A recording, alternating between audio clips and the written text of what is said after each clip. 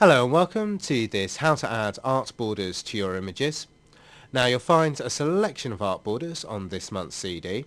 So once you've found an image you'd like to apply one to, simply go up to File and down to Place. Navigate to the folder with the art borders in that you'd like to use. Make your selection, click Place, and that'll pop the border into the image. Now at the moment that's obviously the incorrect size, so what we want to do first of all is just to rotate it round 90 degrees. So in the options at the top of the screen, just enter in 90. That'll rotate it 90 degrees. And to get that so that it's fitting perfectly around our image, I'm just going to grab hold of the top anchor point, hold down Alt and Shift, and then just drag the anchor point out to the side.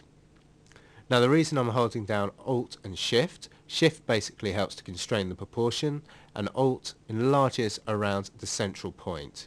So once it's in size I can just release the mouse and the Shift Alt buttons, and that's placed that over the image.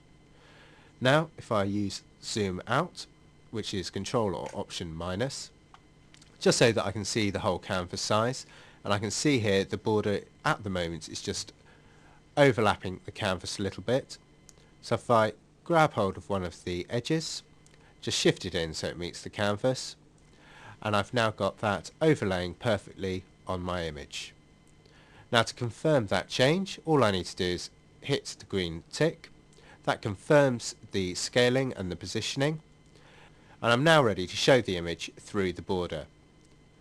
So to do that, making sure that I've got my art border selected, click on my layer blending modes, and I'm just going to select lighten, and instantly we suddenly see the image appear through the border. So as you see, very easy to apply an art border to your images. So before we go to print that out, all we've got to do is flatten it down, and to do that we just go over to our layer options, flatten image, and there we are, we've applied our art border and we're now ready to print.